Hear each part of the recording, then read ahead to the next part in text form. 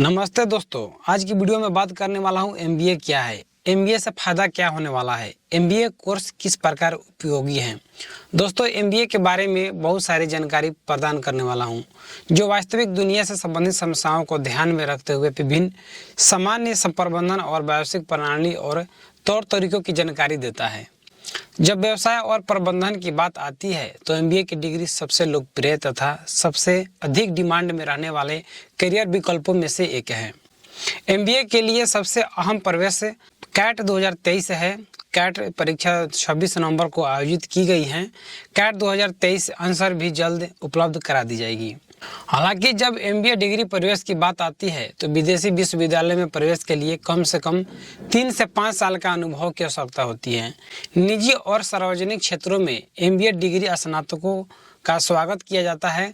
विभिन्न क्षेत्रों से संबंधित जितने भी छात्र हैं विभिन्न प्रकार की एमबीए विशेषताएं उपलब्ध कराते हैं और करते भी हैं। यहाँ पर मैं बात करने वाला हूँ एमबीए का फुल फॉर्म क्या होता है। तो आपको बता दूं, एमबीए का फुल फॉर्म होता है master of business administration. Master of business administration है जो कि विभिन्न प्रकार के एमबीए कोर्स है, जैसे कि part time MBA, online MBA, distance MBA और ऑनलाइन एमबीए होता है। इसके अलावा मानव संसाधन प्रबंधन जो होता है एमबीए, ह्यूमन रिसोर्स मैनेजमेंट का, तो एमबीए को आप कर सकते हैं। आपके मन में यह भी सवाल होगा कि एमबीए का फीस कितना होता है। तो प्रत्येक उम्मीदवार जो भी एमबीए करने के बारे में सोचते हैं उनके मन में यह सवाल जरूर आता है कि एमबीए करने में कितना पैसा लगता है। भारत में हर एमबीए कॉलेज के लिए एमबीए की फीस भिन्न भिन्न प्रकार की होती हैं। आमतौर पर भारत में निजी एमबीए कॉलेज सरकारी एमबीए कॉलेज की तुलना में अधिक शुल्क लेते हैं। एमबीए की फीस संरचना एमबीए कोर्स की अवधि के दौरान निवेश किए जाने वाले संसाधन आधार तय की जाती है, जैसे कि छात्रावास की सुविधा होता है जिसमें मेस, अध्ययन सामग्री, छात्र के विनियम और कार्यक्रम जो भी उनके लिए प्रदान किया जाता है उस पर निर्भर करता है। हालांकि गुड़गांव जैसे शीर्ष एमबीए कॉलेज के लिए एमबीए कोर्स की जो औसत संरचना लगभग शुल्क है वो 20 लाख रुपये तक होते हैं, 25 लाख रुपये तक होते हैं। पूरा कोर्स करने में उनको प्रदान दिया जाता है, छात्रों को भुगतान करना पड़ता है। भारत में अन्य सरकारी एमबीए कॉलेज हैं जो कोई प्रति वर्ष लगभग 50,000 रुपये से 4 लाख रुपये की न्यूनतम औसत जो फीस होते हैं वो लेते हैं। तो एमबीए की डिग्री वाणिज्य, व्यवसाय और प्रबंधन के क्षेत्र में सबसे लोकप्रिय और मांग की जाने वाली डिग्री प्रोग्राम है।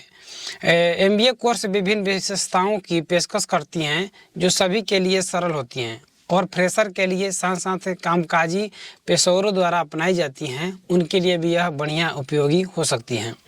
दोस्तों, एक एमबीए कॉलेज में भारत में स्नातक का औसत एमबीए वेतन लगभग 20 लाख रुपए प्रति वर्ष होते हैं। इसीलिए बहुत सारे लोग एमबीए करना भी चाहते हैं। एमबीए की नौकरियों के लिए बहुत बड़ी वैकेंसी होती हैं। भारत में एमबीए की डिग्री हासिल करना रोजगार के ढेर सारे अवसरों को भी सामने लाता है। यहाँ पर मैं कोर्स विवरण के बारे में भी आपको बता देता हूँ, एलिजिबिलिटी के बारे में भी बता देता हूँ। भारत में प्रत्येक एमबीए कॉलेज जो है उसके लिए एमबीए पात्रता जो मापदंड होते हैं अलग अलग होते हैं। इस बात पर निर्भर करता है कि व्यक्ति किस प्रकार के एमबीए कोर्स करना चाहता है। उम्मीदवारों को अपने स्नातक की डिग्री पूरी करनी चाहिए या किसी भी स्ट्रीम से स्नातक की डिग्री के अंतिम वर्ष में होना चाहिए, तो वह न्यूनतम 3 साल की अवधि की हो तो एमबीए के में एडमिशन ले सकते हैं। इनमें से कुछ लोकप्रिय स्नातक डिग्री प्रोग्राम जैसे कि BTech, BSc, BA, BBA, BCom है जो कि बहुत ही महत्वपूर्ण होते हैं। उम्मीदवारों को अपने स्नातक की डिग्री के दौरान कम से कम 50% कुल अंक प्राप्त करने चाहिए, जिसके बाद वो एडमिशन ले सकते हैं।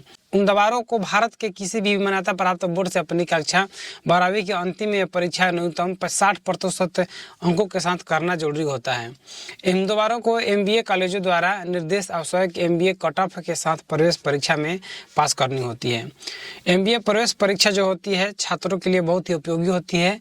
ज़्यादातर समय एमबीए में प्रवेश भारत में बिजनेस स्कूलों में प्रवेश परीक्षा के आधार पर प्रदान किया जाता है। हालांकि इनमें कुछ स्कूल अपनी खुद की प्रवेश परीक्षा आयोजित करना पसंद करते हैं और अंकों के आधार पर प्रवेश देते हैं। उम्मीदवारों को चुने जाने से पहले विभिन्न प्रकार के स्क्रीनिंग और सत्कार इंटरव्यू प्रक्रिया से गुजरना पड़ता है। दोस्तों, राष्ट्रीय प्रवेश परीक्षा जो कि एमबीए प्रवेश परीक्षा के राष्ट्रीय स्तर पर कई प्रवेश परीक्षाएं आयोजित की जाती हैं, कुछ शीर्ष राष्ट्रीय स्तर की एमबीए प्रवेश परीक्षा होती हैं, जैसे कि कैट, मैट, एक्सएटी होते हैं, एटीएमए होते हैं, एफएटी होते हैं, जो कि इस प्रकार है जो परीक्षा आयोजित की जाती हैं। अब बात आती है योग्यता के आधार पर एमबीए में प्रवेश कैसे लें। तो निजी और सार्वजनिक विश्वविद्यालयों में एमबीए कार्यक्रमों में का प्रवेश संबंधित राज्य स्तरीय संगठन द्वारा आयोजित परीक्षा स्तर पर आधारित होता है। यह एमबीए प्रवेश प्रक्रिया को पूरी करने के आधार पर दी जाती हैं। राज्य स्तर एमबीए प्रवेश परीक्षा में राष्ट्रीय स्तर की प्रवेश परीक्षाओं के अलावा विभिन्न प्रकार के एमबीए प्रवेश के लिए अपने मैनेजमेंट एडमिशन टेस्ट भी आयोजित करते हैं।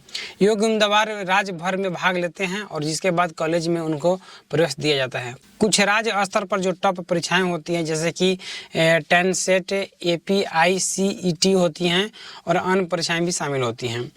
क्षेत्र उनका टॉप एमबीए कॉलेज मैं यहाँ पर मैं बताने वाला हूँ, जो कि आपके लिए उपयोगी हो सकती हैं।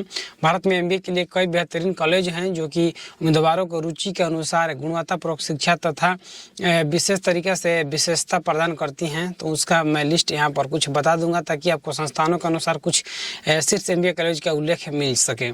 सभी अभ्यर्थी का मन में सवाल यही होता है कि एमबीए डिग्री प्राप्त करने के बाद उनका वेतन क्या होता है। तो आपको बता दूं, एमबीए कोर्स पूरा करने के बाद उम्मीदवारों की जो वेतन होता है, कर्मचारियों के रूप में काम करना शुरू कर सकते हैं, जिनका औसतन वेतन 12 लाख रुपये प्रति वर्ष होते हैं।